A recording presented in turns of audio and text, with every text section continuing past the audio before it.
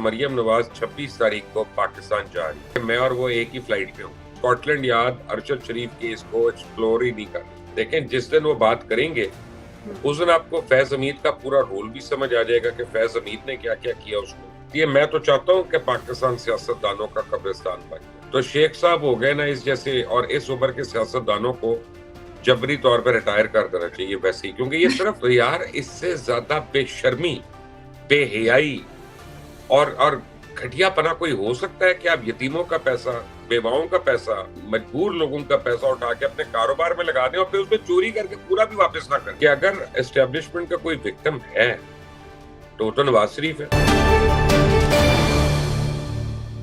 अस्सलाम वालेकुम नाज़रीन, आप देख रहे हैं मुबश्शिर लुकमान यूट्यूब चैनल। मैं हूँ माहविश।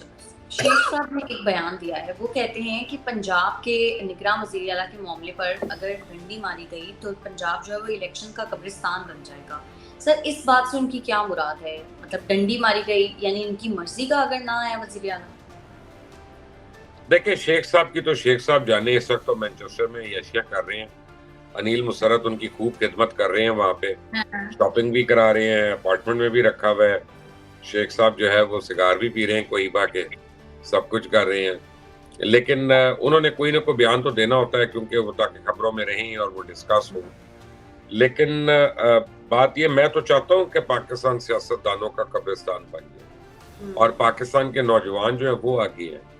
पाकिस्तान के जो यंगस्टर हैं, और हम उन लोगों में नहीं है, मैं अपने से भी यंग लोगों की बात कर रहा हूँ, मैं जेन्युइन यूथ की बात कर रहा हूँ कि उनके हाथ में मुल्क की भाग दौड़ हो।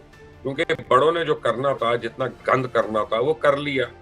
जो भी यंगस्टर आएगा वो इनसे ज्यादा गलतियां तो नहीं करेगा ना, और कम से कम उसके पास सीखने का एक टाइम होगा, आगे तक चलेगा। तो शेख साहब हो गए ना इस जैसे, और इस उम्र के सियासतदानों को जबरी तौर पर रिटायर कर देना चाहिए वैसे ही, क्योंकि ये सिर्फ कॉन्स्पिरेसीज क्रिएट कर सकते हैं, ये सिर्फ अबहाम क्रिएट कर सकते हैं।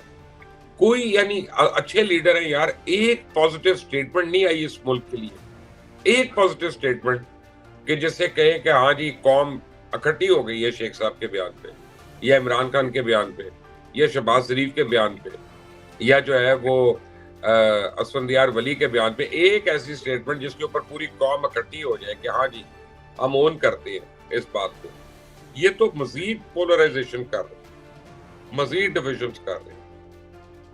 सर, खान साहब ने इस बात का इतराफ किया है कि शौकत खानम मेमोरियल जो ट्रस्ट है, वहाँ से जाहिर सी बात है उनका जो फंड है वहाँ से $3 मिलियन की एक जो रकम है वो उन्होंने निजी हाउसिंग प्रोजेक्ट पर लगाई। उसके बाद वो रकम ट्रस्ट को वापस कर दी। सर, इसमें बुरा क्या है? जब रकम वापस कर ही दी तो फिर इस पर इतना शोर क्यों उठाया जा रहा है? इसकी दो वजूहत है माविश। एक तो पहली बात तो यह है कि उनको राइट नहीं है ट्रस्ट के अंदर जो रकम आई होती है उसको जाती कारोबार में लगाना। फर्ज करें उस कारोबार में नुकसान हो जाता, फिर कौन जिम्मेदार होता? और ये हरकतें उन्होंने, मैं आपको बता रहा हूँ किससे सीखी हैं, बरारुल हक से सीखी हैं। वो क्या, वो एक लंबी कहानी है, वो आपको किसी और वक्त बताऊंगा कि बरारुल हक ने ट्रस्ट की रकम के साथ क्या किया। अच्छा। दूसरी बात यह है कि आप एक तो ट्रस्ट की रकम कहीं कारोबार में लगा नहीं सकते। जब खान साहब ने वो $3 मिलियन लिए और लगाया तो उस वक्त डॉलर 60 रुपए का था, और जब वो रकम वापस आई तो उस वक्त डॉलर 120 रुपए का था, या मेरे ख्याल है तकरीबन लगभग डबल से ज्यादा का था। वापस उन्होंने 60 रुपए के हिसाब से की रकम। तो भाई आपने यानी ट्रस्ट के लिए जो लोग पैसा दे रहे हैं, शौकत खानम के लिए दे रहे हैं, उसको आप जाती कारोबारों में लगा रहे हैं, और वो रकम उसके ऊपर आप टैक्स भी नहीं दे रहे क्योंकि ट्रस्ट के नाम पे वो रकम है। तो यार इससे ज्यादा बेशर्मी, बेहयाई और घटियापना कोई हो सकता है कि आप यतीमों का पैसा, बेवाओं का पैसा, आप मजबूर लोगों का पैसा उठा के अपने कारोबार में लगा दें और फिर उसमें चोरी करके पूरा भी वापस ना करें? तो क्यों नहीं गलत है? सर, एटलीस्ट वापस तो करें हैं यहाँ पे। नहीं वापस क्या किया? इस तरह तो फिर मैं कर लेता हूँ। मैं ट्रस्ट करके लोगों से पैसे ले लेके कारोबार लेता हूँ, और आज का जो डॉलर है उसके हिसाब से देता रहता हूँ। कल 400 रुपए का डॉलर हो गया, वो रकम मैं पास रख लूंगा। यही हो सकता है ना। सर, बड़ा हवा बनाया जा रहा है एक बात को कि नवाज शरीफ साहब जो हैं वो अब अपना एक बयानिया बनाएंगे, वो एस्टेब्लिशमेंट और अदलिया पर हमलावर होंगे, मरियम नवाज को फुल इख्तियारात दे दिए जाएंगे। सर, ये क्या खेल रचाया जा रहा है और क्या होने जा रहा है? देखिए, अब बात यह है कि इमरान खान ने एक हवा बना दी है पाकिस्तान में कि जो एंटी एस्टेब्लिशमेंट होगा वो पॉपुलर होगा, और एंटी एस्टेब्लिशमेंट बातें जो है वो घर घर में हो रही हैं, हर नौजवान कर रहा है। तो ये उनसे तो अब सीखें। बाकी क्यों इससे पीछे रहे, जब उनको पता है कि यानी लोग इसी में खुश हैं, लोग अपने दारों की बुराइयों में खुश हैं, लोग अपने दारों को खत्म करने पे खुश हैं, लोग पाकिस्तान की सालमियत पे सौदा करने पे खुश हैं, तो फिर उनको कितने नफलों का सवाल है कि वो दूसरी तरह की बात करें। दूसरी बात यह है कि अगर एस्टेब्लिशमेंट का कोई विक्टिम है तो नवाज शरीफ है। 3 बारी उनकी हुकूमत गई, तो इमरान खान की तो हुकूमत अपनी बेवकूफियों की वजह से गई, अपनी एरोगेंस की वजह से गई, अपनी नलायकियों की वजह से गई, अपनी नाअहलियों की वजह से गई, अपनी नाकामियों की वजह से गई, अपनी करप्शन की वजह से गई। मियां नवाज शरीफ की हुकूमत जो है वो तो उनकी जाती मुखालफत की वजह से गई। और ये देखें, जिस दिन वो बात करेंगे उस दिन आपको फैज हमीद का पूरा रोल भी समझ आ जाएगा कि फैज हमीद ने क्या क्या किया उसने, और बाकी लोगों ने क्या क्या किया। अब देखें, एक अकामे के ऊपर मियां नवाज शरीफ को 2 पेशियों के अंदर सारी उम्र के लिए नाअहल कर दिया गया था। इधर ये ट्रस्ट की रकम का सारा आपके पास केस है, तोशा खाना के सारे केस हैं आपके पास, आपका फॉरेन फंडिंग के सारे केस हैं, लेकिन फैसले नहीं आ रहे और नाअहल नहीं हो रहा। तो इमरान खान के साथ एक आप समझे कि डिफरेंट बर्ताव तो हो रहा है जो मियां साहब के साथ नहीं हुआ।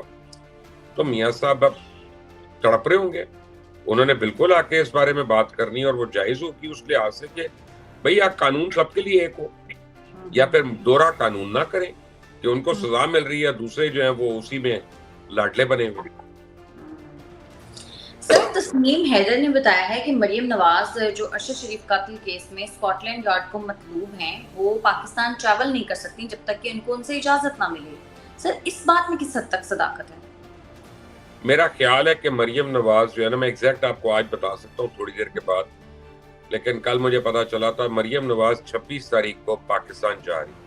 अच्छा। और ये बड़ा ऐन मुमकिन है कि मैं और वो एक ही फ्लाइट पे हूँ, क्योंकि मुझे जब मैं किसी को बता रहा था अपनी फ्लाइट का, तो उन्होंने कहा फिर आप मरियम बीबी के साथ ही होंगे फ्लाइट पे।